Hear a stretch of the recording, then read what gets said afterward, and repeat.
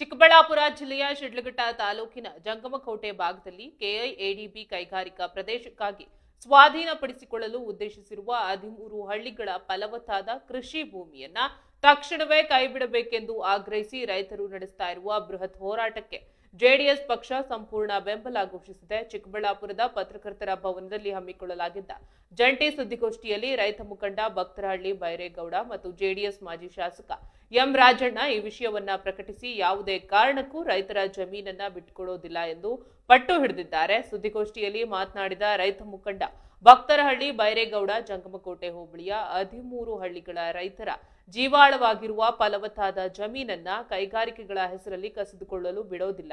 ಈ ನಿರಂತರ ಹೋರಾಟದ ಕುರಿತು ಜೆಡಿಎಸ್ ವರಿಷ್ಠರ ಜೊತೆ ಚರ್ಚೆ ನಡೆಸಲಾಗಿದ್ದು, ಶಿಡ್ಲಘಟ್ಟ ಕ್ಷೇತ್ರದ ಜೆಡಿಎಸ್ ಶಾಸಕ ಬಿಎಂ ರವಿಕುಮಾರ್ ಅವರು ರೈತರ ಹೋರಾಟಕ್ಕೆ ಸಂಪೂರ್ಣವಾಗಿ ಕೈಜೋಡಿಸಲು ಅಸ್ತು ಎಂದಿದ್ದಾರೆ ಎಂದು ಪ್ರಕಟಿಸಿದರು. ಹಿಂದೆ ಬಿಡದಿ ಭಾಗದಲ್ಲಿ ಕೆಐಎಡಿಬಿ ಭೂ ಸ್ವಾಧೀನ ಪ್ರಕ್ರಿಯೆ ನಡೆಸಿದಾಗ ಕೇಂದ್ರ ಸಚಿವ ಎಚ್.ಡಿ. ಕುಮಾರಸ್ವಾಮಿ ಅವರು ರೈತರ ಬೆನ್ನಿಗೆ ನಿಂತು ಯಶಸ್ವಿ ಹೋರಾಟ ನಡೆಸಿದ್ರು. ಅದೇ ಮಾದರಿಯಲ್ಲಿ ಈಗ ಜಂಗಮಕೋಟೆ ಭಾಗದ ಬಡ ರೈತರ ಪರವಾಗಿಯೂ ಎಚ್.ಡಿ. ಕುಮಾರಸ್ವಾಮಿ ಅವರು ದೃಢವಾಗಿ ನಿಲ್ಲಲಿದ್ದಾರೆ ಎಂಬ ಬಲವಾದ ವಿಶ್ವಾಸ ನಮಗಿದೆ. ಕಾನೂನು ಹಾಗೂ ಬೀದಿ ಹೋರಾಟದ ಮೂಲಕವೇ ನಮ್ಮ ಫಲವತ್ತಾದ ಭೂಮಿಯನ್ನ ಸರ್ಕಾರದಿಂದ ಹಿಂಪಡೆಯುತ್ತೇವೆ ಎಂದು ಮಾಜಿ ಶಾಸಕ ರಾಜಣ್ಣ ಹಾಗೂ ಬೈರೇಗೌಡ ವಿಶ್ವಾಸ ವ್ಯಕ್ತಪಡಿಸಿದ್ದಾರೆ.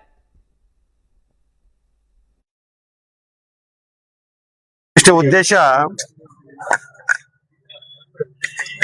ಶಿಡ್ಲಘಟ್ಟ ತಾಲೂಕು ಜಮಕೋಟೆ ಹೋಬಳಿಯ 13 ಹಳ್ಳಿಗಳ ಫಲವತ್ತಾದ ಭೂಮಿಯನ್ನ ರೈತರಿಗೆ ಉಳಿಸ್ಕೊಡ್ಬೇಕಂತೇಳಿ ಸುಮಾರು 115 ದಿನಗಳಿಂದ ಅಹೋರಾತ್ರಿ ಧರಣಿ ಮಾಡ್ತಾ ಇದ್ದೇವೆ. ಆ ಧರಣಿ ಮುಂದುವರಿತಾ ಇದೆ.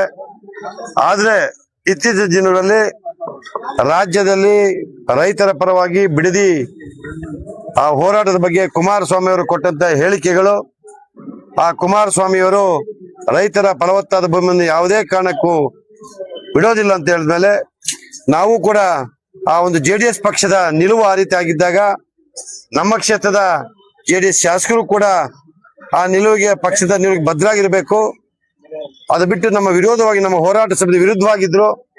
ಅದನ್ನ ನಮ್ಮೆಲ್ಲ ಹೋರಾಟ ಸಮಿತಿಯ ಸದಸ್ಯರು, ಹೋರಾಟಗಾರರು, ರೈತ ಮುಖಂಡರು ಕುಮಾರಣ್ಣ ಗಮನಕ್ಕೆ ತಂದಾಗ ಆ ಕುಮಾರಣ್ಣವರು ಅದನ್ನ ಕೂಲಂಕುಷವಾಗಿ ಪರಿಶೀಲನೆ ಮಾಡಿ ಎಲ್ಲ ವಿಚಾರಗಳನ್ನು ಮಾಹಿತಿಯನ್ನು ತಿಳಿದುಕೊಂಡು ಮತ್ತೆ ಅವರು ಇನ್ನೊಂದು ಸಭೆಯನ್ನು ಕರೆದು ಆ ಸಭೆಗೆ ಗೌರವಾನ್ವಿತ ಶಾಸಕರನ್ನು ಕರೆದು ನಮ್ಮ ಚಿಂತಾಮಣಿಯ ಜೆ.ಕೆ. ಕೃಷ್ಣಾರೆಡ್ಡಿ ಅವರು ರಾಜ್ಯ ಕೋರ್ ಜೆಡಿಎಸ್ ಕೋರ್ ಅಧ್ಯಕ್ಷರು ಕರೆದು ಎಲ್ಲ ಚರ್ಚೆ ಮಾಡಿ ನಮ್ಮ ನಮ್ಮ ಈ ಹೋರಾಟಕ್ಕೆ ಜಾತ್ಯತೀತ ಜನತಾದಳ ಪಕ್ಷವೂ ಕೂಡ ಕೈ ಜೋಡಿಸ್ತೀವಿ. ನಾವು ರೈತರ ಹಿತವನ್ನು ಕಾಪಾಡೋದೇ ನಮ್ಮ ಪಕ್ಷದ ಮೂಲ ಉದ್ದೇಶ ಅಂತ ಹೇಳಿ ನಮ್ಮ ಬೆಂಬಲ ಘೋಷಿಸಿದ್ದಾರೆ. ಆ ಬೆಂಬಲಕ್ಕೆ ಅವ್ರಿಗೆ ಕೃತಜ್ಞತೆ ಹೇಳ್ಬೇಕಂತೇಳಿ ನಮ್ಮ ರೈತ ಸಂಘದ ಮುಖಂಡರು, ನಮ್ಮ ಹೋರಾಟಗಾರರು, ರೈತರು ನಾವೆಲ್ಲ ಕೂಡ ಈ ಒಂದು ಪತ್ರಿಕಾಗೋಷ್ಠಿಯಲ್ಲಿ ಕರೆದಿದ್ವಿ. ಉದ್ದೇಶ ನಮ್ಮ ಚಿಕ್ಕಬಳ್ಳಾಪುರ ಜಿಲ್ಲೆಯ ಜಂಗಮಕೋಟೆ ಹೋಬಳಿಯ 13 ಹಳ್ಳಿಗಳ 2823 ಎಕರೆ ಭೂಮಿ ವಿಚಾರದಲ್ಲಿ ಇಂದಿಗೆ 115 ದಿನದ ಹೋರಾಟವನ್ನು ಮುಂದುವರಿತೈತೆ. ಈ ಸಂದರ್ಭದಲ್ಲಿ ಕರ್ನಾಟಕ ರಾಜ್ಯದ ಮಾಜಿ ಮುಖ್ಯಮಂತ್ರಿಗಳು, ಕೇಂದ್ರದ ಸಚಿವರಾದಂಥ ಕುಮಾರಣ್ಣನವರು ಬಿಡದಿಯ ಹೋರಾಟದಲ್ಲಿ ಭಾಗವಹಿಸಿ ರೈತರ ಪರವಾಗಿ ತಾವು ಏನು ಇರ್ತೀವಿ ಅಂತ ಹೇಳಿಕೆಯನ್ನು ಕೊಟ್ಟಿದ್ರು. ಆ ಹೇಳಿಕೆಯ ಪೂರಕವಾಗಿ ನಾವು ಕೂಡ ಮಾನ್ಯ ಕುಮಾರಣ್ಣವರನ್ನ ಭೇಟಿ ಮಾಡಿದ್ವಿ. ಅಣ್ಣ, ನೀವು ಚಿಕ್ಕಬಳ್ಳಾಪುರ ಜಿಲ್ಲೆ ಆಗ್ಲಿಕ್ಕೆ ಮೂಲ ಕಾರಣಕರ್ತರು, ನೀವು ಕೂಡ ಜಿಲ್ಲೆಯನ್ನು ಮಾಡಿದಿರಿ. ಬರೀ ನೀವು ಬಿಡದಿಯ ರೈತರು ಹೋರಾಟವನ್ನು ಮಾಡ್ತಾ ಇದ್ರಿ, ನಮ್ಮ ಜಿಲ್ಲೆಯ ರೈತರ ಪರವಾಗಿ ಹೋರಾಟವನ್ನು ಮಾಡಬೇಕು ಅಂತೇಳಿ ನಾವು ಒತ್ತಾಸೆಯನ್ನು ಹೇಳಿದ್ವಿ. ಅದರಂತೆ 6ನೇ ತಾರೀಕು ಇಂದು ನಾವು ಬರ್ತೇವೆ ಅಂತೇಳಿ ಏನು ಮಾತನ್ನು ಹೇಳಿದ್ರು.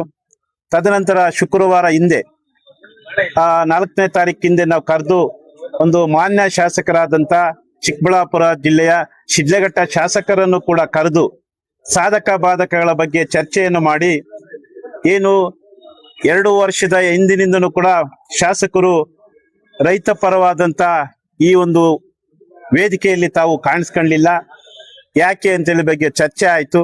ಎಲ್ಲ ಗಂಭೀರವಾದಂತ ಚರ್ಚೆ ಆದಮೇಲೆ ಮಾನ್ಯ ರವಿಕುಮಾರ್ ಅವರು ಕೂಡ ರೈತರ ಫಲವತ್ತಾದ ಕೃಷಿ ಭೂಮಿ ಕೈಗಾರಿಕೆ ಬೇಡ, ಕೃಷಿಯೇತರ ಭೂಮಿಯಲ್ಲಿ ಆಗ್ಬೇಕು ಅಂತೇಳಿ ಅವರು ಕೂಡ ಒತ್ತಾಸೆಯನ್ನು ಹೇಳಿದ್ರು. ನಾವು ಕೂಡ ರೈತರ ಪರವಾಗಿ ಇರ್ತೇನೆ ಅಂತೇಳಿ ಹೇಳಿರೋದ್ರಿಂದ ಇವತ್ತು ಪತ್ರಿಕಾಗೋಷ್ಠಿಯನ್ನು ತಮ್ಮಗಳ ಮುಂದೆ ಮಾಡ್ಲಿಕ್ಕೆ ನಾವು ಇಷ್ಟಪಡ್ತೇವೆ. ಅದೇ ಶಾಸಕರು ಏನು ಜಂಗಮಕೋಟೆ ಹೋಬಳಿಯಲ್ಲಿ 13 ಹಳ್ಳಿಗಳು ಅಂತ ಏನ್ ಹೇಳ್ತಿದಾರಲ್ಲ, 1 ಎಕರೆ ಪಾಣಿ ಇದೆ, 4 ಎಕರೆಗೆ ಅವರು ಗೋಮಾಳವನ್ನ ಆಕ್ರಮಿಸ್ಕೊಂಡಿದ್ದಾರೆ ಅಂತ ರೈತರು ಇಲ್ಲಿ ಧರಣಿ ಮಾಡ್ತಾ ಇರೋದು ಅಂತ ಹೇಳ್ತಾ ಇದ್ದಾರೆ. ಅವರು ಹೇಳಿದ್ರು, ನಾವು ಕೂಡ ಎಲ್ಲ ಕೂತು ಯಾರು ವಾಸ್ತವಾಂಶದ ಬಗ್ಗೆ ಏನಿವತ್ತು 2823 ಎಕರೆ ಏನು ಭೂಮಿ ಐತೆ, ಆ ಭೂಮಿಯಲ್ಲಿ ಈಗಾಗಲೇ 526 ಎಕರೆ ಭೂಮಿ PSL ಕಂಪನಿಗೆ ಹೋದಂತ ಭೂಮಿ, 1300 ಚಿಲ್ಲರೆ ಏನು ಇವತ್ತು ಎಕರೆ ಇದೆ ಅದು ರೈತನ ಮೂಲ ಪಾಣಿದಾರರ ಹೆಸರು ಇದೆ. ಒಂದು 700 ಚಿಲ್ಲರೆ ಎಕರೆ ಏನು ಖರಾಬಿ ಅಂತ ಏನು ಇತ್ತು ಇವೆಲ್ಲವೂ ಕೂಡ ಚರ್ಚೆ ಆಯ್ತು. ಇವತ್ತು ಖರಾಬಿ ಇರೋದು ಕೂಡ ಸರಿಸುಮಾರು 24-25 ವರ್ಷದ ಹಿಂದೆನೆ, ಅಂದ್ರೆ 50, 53, 57 ಅರ್ಜಿ ಹಾಕಿದ್ದಾರೆ ಅನ್ನೋದ್ರ ಬಗ್ಗೆ ಸುದೀರ್ಘವಾಗಿ ಎಲ್ಲ ಚರ್ಚೆಯನ್ನ ಮಾಡಿದ್ವಿ. ಈಗ ಎಲ್ಲೋ ನಾನು ವೈಯಕ್ತಿಕವಾಗಿ ತಮ್ಗೆ ಹೇಳಿಕೆ ಕೊಡೋದ್ರಿಗೂ ನಾವು ಕೂತು ಚರ್ಚೆ ಮಾಡೋದಕ್ಕೂ ಬಹಳ ವ್ಯತ್ಯಾಸ ಇರ್ತದೆ. ಎಲ್ಲ ಚರ್ಚೆ ಆದ್ಮೇಲೆ ಕುಮಾರಣ್ಣವರ ನೇತೃತ್ವದ ಅಧ್ಯಕ್ಷತೆಯಲ್ಲಿ ಚರ್ಚೆಯನ್ನಾಯ್ತು.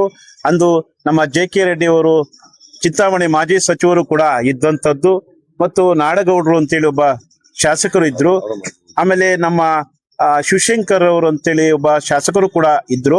ಇವರೆಲ್ಲರ ಅಡಿಯಲ್ಲಿ ಸಾಧಕ ಬಾಧಕಗಳ ಚರ್ಚೆ ಆದ ಮೇಲೆ ಮಾನ್ಯ ಶಾಸಕರು ರೈತರ ಪರವಾಗಿ ನಾನು ನಿಮ್ ಜೊತೆಯಲ್ಲಿ ಇರ್ತೇನೆ ಅಂತ ಹೇಳಿದ್ದಾರೆ.